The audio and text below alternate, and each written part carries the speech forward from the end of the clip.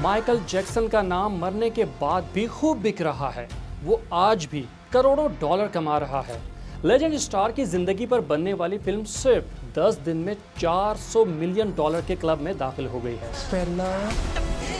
Film पर खर्चा 200 million dollar का हुआ था, यानी पाकिस्तानी 56 अरब रुपए। इसे दुनिया की महंगी तरीन बायोपिक कहा जा रहा है और कामयाबी का ये सफर अभी रुका नहीं। ये फिल्म 2026 की कामयाब तरीन फिल्म बन चुकी है, जिसने कमाई में वार्नर ब्रदर्स की बायोपिक एल्विस को भी पीछे धकेल दिया।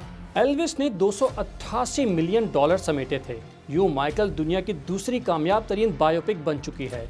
इस लिस्ट में पहले नंबर पर बोहेमियन रैप्सोडी की बायोपिक है, जिसने 911 मिलियन डॉलर का बिजनेस किया था। लेकिन जिस रफ्तार से माइकल आगे बढ़ रही है, इससे लगता है कि ये फिल्म बहुत जल्द टॉप ऑफ द लिस्ट आ जाएगी। तो आखिर ऐसा क्या है इस मूवी में जिसने इसे 2026 की सुपर डुपर हिट फिल्म बना दिया? कौन है जाफर, जिसने एक लेजेंड पॉप सिंगर को फिर से जिंदा कर दिया? आज की इस वीडियो में हम इसी पर बात करेंगे और आपको बताएंगे कि इस फिल्म की तैयारी के दौरान फिल्म मेकर्स को किन किन मुश्किलात का सामना करना पड़ा, जाफर को एज ए हीरो कैसे सेलेक्ट किया गया, जाफर की किस तरह ग्रूमिंग की गई, माइकल जैक्सन के कपड़े कैसे तैयार किए गए। माइकल जैक्सन की जिंदगी पर एक दिलचस्प डॉक्यूमेंट्री हमारे चैनल पर मौजूद है, लेकिन आज हम बात करेंगे माइकल जैक्सन की फिल्म और उसके हीरो के बारे में। तो चलें शुरू करते हैं, मगर एक मिनट पहले हमारे चैनल को सब्सक्राइब कर लें और वीडियो पसंद आए तो इसे लाइक जरूर कीजिएगा। हॉलीवुड के प्रोड्यूसर ग्राहम किंग के क्रेडिट पर बहुत सी सुपर हिट फिल्में हैं, जैसा कि अवतार, Tomb Raider, diamond blood, world war Z और इसके अलावा भी बहुत सारी। लेकिन उनकी सबसे खास बात बायोपिक फिल्में हैं, यानी किसी मशहूर शख्सियत की जिंदगी पर फिल्म। ग्राहम किंग ने अजीम बॉक्सर मोहम्मद अली और पॉप सिंगर बोहेमियन रैप्सोडी पर कामयाब फिल्में बनाई। 2019 में उन्हें ख्याल आया कि क्यों ना super pop star Michael Jackson पर फिल्म बनाई जाए। लेकिन ये महज एक ख्याल या आइडिया नहीं था, एक चैलेंज था। इसलिए कि एक तरफ माइकल जैक्सन म्यूजिक के सुपरस्टार थे, तो दूसरी तरफ उन पर बच्चों से ज्यादती जैसे इल्जामात भी लग चुके थे और ये इल्जामात मौत तक माइकल जैक्सन के साथ चिपके रहे। ऐसे में उनकी जिंदगी को पर्दे पर पेश करना वाकई एक चैलेंज था। लेकिन ग्राहम किंग ने ये चैलेंज कबूल किया और आस्तीनें चढ़ाकर प्रोजेक्ट पर काम शुरू कर दिया।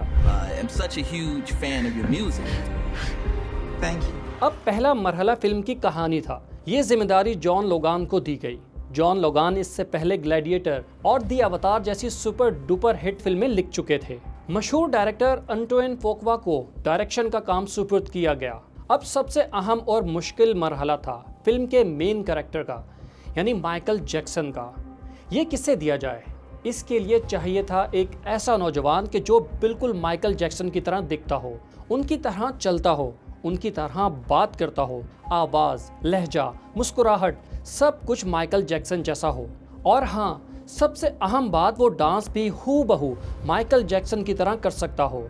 ग्राहम किंग ने इसके लिए 200 से ज़्यादा अदाकारों को देखा, परखा, इंटरव्यूज़ किए, मगर कोई उस लेवल और उस स्टैंडर्ड के करीब तक नहीं था जो माइकल जैक्सन का था। और फिर उस फिल्म के लिए हीरो मिला तो वो माइकल जैक्सन के अपने ही खानदान के अंदर से, उनका सगा भतीजा Jafar Jackson. Jafar Jackson Michael के बड़े भाई जर्मैन जैक्सन का बेटा है, जिसने 25 जुलाई 1996 को जन्म लिया और सिर्फ 12 साल की उम्र से ही गाना और डांस करना शुरू कर दिया। 2019 में उसने अपना पहला गाना गॉट मी सिंगिंग रिलीज किया और वहीं दुनिया ने देख लिया कि इस लड़के में दम है। फिल्म के लिए सिलेक्ट होने के बाद जाफर ने खुद को माइकल जैक्सन का मुकम्मल रूप देने के लिए जान तोड़ मेहनत की। शूटिंग शुरू होने से 1 साल पहले ही वो खुद को तैयार करता रहा। वो दिन में कई घंटों तक माइकल जैक्सन की तरह गाने और डांस करने की रिहर्सल करता। कहा जाता है कि डांस को परफेक्ट बनाने के लिए वो इतनी मेहनत करता कि कई बार इसके पांव तक जख्मी हो जाते, मगर वो प्रैक्टिस रोकता नहीं था। जाफर ने माइकल जैक्सन जैसी अदाकारी भी सीख ली। चाल ढाल भी ओके थी, लहजा भी मिलता था, बाल, कपड़े, मुस्कुराहट, सब कुछ परफेक्ट था। फेस एक्सप्रेशंस, बॉडी लैंग्वेज और स्टेज अपीयरेंस भी शानदार थी। बस मसला था आवाज का। जाफर और माइकल जैक्सन की आवाजों में थोड़ा फर्क था। इस फर्क को दूर करने के लिए जाफर ने सख्त प्रैक्टिस की और बिलाखिर वो बहुत हद तक कामयाब भी हो गया। फिल्म में उसकी अपनी आवाज में भी गाने शामिल हैं, लेकिन कुछ हिस्सों में माइकल जैक्सन की असल आवाज को भी उसके साथ मिलाकर इस्तेमाल किया गया ताकि सुनने वाले को रियल फील आए। जाफर जैक्सन के बारे में एक खास बात तो हमने आपको अभी तक बताई ही नहीं, वो ये कि जाफर जैक्सन 2020 में पाकिस्तान आ चुके हैं और उन्होंने यहाँ 10 दिन गुजारे। इस दौरान उन्होंने इस्लामाबाद, कराची और लाहौर के दौरे किए। वो मीनार पाकिस्तान और फैसल मस्जिद भी गए। कराची में लियारी समेत मुख्तलिफ मकामात का भी उन्होंने विजिट किया था। फिल्म में जाफर जैक्सन की आवाज़, अंदाज, एक्टिंग और डांस पर ही तवज्जो नहीं दी गई, बल्कि उनके कॉस्ट्यूम पर भी पूरी तरह फोकस किया गया था। कॉस्ट्यूम डिज़ाइनर मार्सी रॉजर्स के बकौल ये काम आसान नहीं था, क्योंकि ये लिबास के जरिए एक पॉप स्टार के स्टाइल को दोबारा जिंदा करने जैसा है। इसलिए उन्होंने काम शुरू करने से पहले ठीक ठाक रिसर्च की, इसे पेपर पर उतारा। ये रिसर्च 800 से ज़्यादा सफ़ों पर मुश्तमिल थी। इसके अलावा सैकड़ों हज़ारों तस्वीरों और वीडियोस को डीपली देखा। माइकल जैक्सन के दौर के फैशन को समझने की कोशिश की। उसके लिए माइकल के भाइयों और दोस्तों तक के लिबास का जायजा लिया। मार्सी रॉजर्स का कहना था कि उस वक्त उन्हें यूं लगा जैसे वो कॉस्ट्यूम डिज़ाइनर नहीं बल्कि कोई रिसर्चर हों। वो कई बार ग्रैमी म्यूजियम भी गईं, जहां माइकल जैक्सन की मशहूर रेड जैकेट, उनके दस्ताने और दूसरे बहुत से लिबास महफूज हैं। मार्सी ने फीते से उन तमाम लिबास के असल साइज नोट किए। उन्हें सबसे ज़्यादा मुश्किल माइकल जैक्सन की उस जैकेट को तैयार करने में हुई जो उन्होंने 1984 के ग्रैमी अवार्ड में पहनी थी। ये जैकेट बारीक शीशे जैसे मोतियों से बनी हुई थी। ये जैकेट भी तैयार कर ली गई। मार्सी रॉजर्स की इसी मेहनत का नतीजा है कि स्क्रीन पर कॉस्ट्यूम देखकर आपको यही लगेगा कि सामने असली वाला माइकल जैक्सन है। फिल्म में सिर्फ कॉस्ट्यूम पर ही फोकस नहीं किया गया, बल्कि उन मकामात को भी ओरिजिनल लुक दिया गया जिनका माइकल जैक्सन से ताल्लुक था। मकसद यही था कि पर्दे पर सब कुछ रियल नजर आए, जैसे कि माइकल जैक्सन के घर नेवरलैंड रेंच को भी दोबारा उसी अंदाज में रेनोवेट किया गया जैसे कि ये माइकल जैक्सन के दौर में था। इसी तरह माइकल के एल्बम ऑफ द वॉल के दौर को दिखाने के लिए मशहूर म्यूजिक स्टोर टावर रिकॉर्ड के बाहर के हिस्से को 1970 की दहाई जैसा बनाया गया। माइकल जैक्सन के मशहूर एल्बम थ्रिलर के एक डांस सीन को दोबारा शूट किया गया और उसके लिए यूनियन पैसिफिक एवेन्यू का इंतखाब किया गया। ये वही जगह है जहां 1983 में माइकल जैक्सन ने अपनी वीडियो रिकॉर्ड करवाई थी। इसी तरह टॉयज आर अस के स्टोर कई साल पहले बंद हो चुके हैं। फिल्म के लिए उसका पूरा स्टोर दोबारा बनाया गया और वहां माइकल जैक्सन की खरीदारी के शौक को दिखाया गया। अच्छा, फिल्म माइकल का आइडिया तो 2019 का था, तो फिर ये 2026 में रिलीज क्यों हुई? 7 साल क्यों लगे?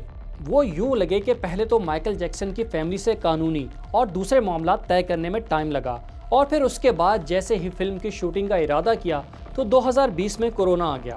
पूरी दुनिया की फिल्म इंडस्ट्री में काम ठप हो गया। जैसे तैसे करके कोरोना ख़त्म हुआ और फिल्म पर काम शुरू हुआ तो 2023 में हॉलीवुड के राइटर्स और एक्टर्स ने हड़तालें शुरू कर दी। ये हड़तालें इतनी बड़ी और लंबी थीं कि फिल्म की शूटिंग जनवरी 2024 तक रुकी रही। जनवरी 2024 में इसकी शूटिंग शुरू हुई और अप्रैल में मुकम्मल हो गई। अब पोस्ट प्रोडक्शन का काम शुरू होना था कि एक नया मसला खड़ा हो गया। फिल्म की शूटिंग के दौरान प्रोड्यूसर ग्राहम किंग ने कहा था कि वो फिल्म में माइकल जैक्सन की जिंदगी की तमाम कंट्रोवर्सीज भी दिखाएंगे। उन कंट्रोवर्सीज का स्क्रिप्ट भी लिखा गया, शूट भी हुई, लेकिन फिल्म में ये सीन शामिल नहीं किए गए। फिल्म का पहला सीन यहाँ से शुरू होना था कि माइकल जैक्सन आईने में खुद को देख रहे हैं। उनके चेहरे पर उदासी साफ नजर आ रही है। पीछे पुलिस की गाड़ियों की रोशनियां जगमग कर रही हैं। साल है 1993 का। ये वो वक्त है जब माइकल जैक्सन पर बच्चों से ज्यादती के इल्जामात लगे थे, लेकिन ये सीन काट दिया गया। एक और सीन भी काटा गया जिसमें तफ्तीशी अहलकारों को माइकल जैक्सन के घर नेवरलैंड पर सबूत तलाश करने के लिए छापा मारते हुए दिखाया गया। अब सवाल पैदा होता है कि अगर फिल्म में इस किस्म के मामलों को नहीं छेड़ा गया तो फिल्म में है क्या? असल में इस फिल्म में माइकल जैक्सन की कामयाबी का सफ़र दिखाया गया है, यानी जैक्सन 5 के एक आम से मेंबर से लेकर एक वर्ल्ड सोलो सुपरस्टार बनने तक की कहानी। फिल्म के आखिरी हिस्से को तो पूरा उड़ा दिया गया। इस हिस्से में माइकल जैक्सन के सुपरस्टार बनने के बाद के तनाज़ात को बड़ी तफसील से दिखाया गया था। शूटिंग और एडिटिंग सब कुछ हो चुकी थी, तो फिर अचानक ऐसा क्या हुआ कि ये सब काटना पड़ गया? किस्सा ये है कि माइकल जैक्सन के वकीलों ने पहले तो ये सारे एतराज़ वाले सीन डालने की इजाज़त दे दी थी, लेकिन बाद में उन्होंने मना कर दिया। इस इनकार पर नए सिरे से कहानी का एंड लिखना पड़ा। फिल्म की कास्ट को दोबारा बुलाया गया। 22 दिन की इजाफी शूटिंग की गई। इससे ये हुआ कि फिल्म का बजट 10 से 15 मिलियन डॉलर बढ़ गया। ये सारा एक्स्ट्रा खर्चा माइकल जैक्सन की फर्म MJ स्टेट ने बर्दाश्त किया, क्योंकि फिल्म में सारी उखाड़ पछाड़ उन्हीं के एतराज़ की वजह से हो रही थी। बहरहाल इस सब से ये हुआ कि फिल्म की रिलीज और लेट हो गई। पहले रिलीज डेट 18 अप्रैल 2025 तय हुई, फिर इसे 3 अक्टूबर तक बढ़ा दिया गया और आखिरकार फिल्म 24 अप्रैल 2026 को अमेरिका में रिलीज की गई। अब आप फिल्म देखें तो आपको महसूस होगा कि इसमें ज़्यादा तवज्जो माइकल जैक्सन के म्यूज़िक और उनकी परफॉर्मेंस पर दी गई है। उनकी ज़ाती ज़िंदगी और उसमें पेश आने वाली उलझनों और मसाइल का जिक्र ही नहीं। आपको ये सुनकर हैरत होगी कि फिल्म का पहला वर्जन जो तैयार हुआ था वो 3.5 घंटे से भी ज़्यादा का था, लेकिन रिलीज़ होने वाली फिल्म का ड्यूरेशन सिर्फ 2 घंटे और 7 मिनट है, यानी बाकी सारा हिस्सा काट पीट कर बराबर कर दिया गया। फिल्म का एंड माइकल जैक्सन की ज़िंदगी के इस हिस्से पर किया गया है जिसमें वो अपने करियर के उरूज पर होते हैं। बाद की ज़िंदगी अचानक स्किप कर दी गई। इससे देखने वाले को फिल्म का एंड कुछ नामुकम्मल और अचानक सा महसूस होता है। हालांकि 90s में माइकल जैक्सन पर लगने वाले बच्चों से ज़्यादती के इल्ज़ामात उनकी ज़िंदगी का एक बहुत बड़ा टर्निंग पॉइंट था, जिसने उनकी कामयाबी की गाड़ी को ज़वाल के रास्ते पर डाल दिया था। इन इल्ज़ामात का उनके करियर पर बहुत बुरा असर पड़ा था। उन्हें कई बड़े मुआहदे और प्रोजेक्ट से हाथ धोना पड़ा था, जैसे कि डिज्नी का मशहूर theme park project captain EO बंद कर दिया गया। इसमें माइकल जैक्सन से मुतालिक बहुत कुछ था। इसी तरह पेप्सी कंपनी ने भी अपना एडवर्टाइजिंग एग्रीमेंट ख़त्म कर दिया। उनके कई इंटरनेशनल टूर भी कैंसिल कर दिए गए। उन सब से माइकल की ज़ाती ज़िंदगी तबाह और सेहत ख़राब होने लगी थी और ये सूरत हाल उनकी ज़िंदगी के आखिरी दिनों तक ऐसी ही रही। मगर फिल्म में ऐसा कोई सीन नहीं। तो वो जो कटे हुए सीन थे उनका क्या होगा? क्या वो कचरे के डब्बे में जाएंगे? जी नहीं। फिल्म जैक्सन के डिस्ट्रीब्यूटर लायनगेट और यूनिवर्सल पिक्चर्स के मुताबिक फिल्म का जो 30% हिस्सा काटा गया है वो ऐसा है जो दोबारा इस्तेमाल हो सकता है, यानी जैक्सन का सीक्वल तैयार हो सकता है। तो क्या सीक्वल में माइकल जैक्सन पर इल्ज़ामात और उनकी कानूनी जंग को दिखाया जाएगा? इस बारे में फ़िलहाल कोई कुछ नहीं बता रहा।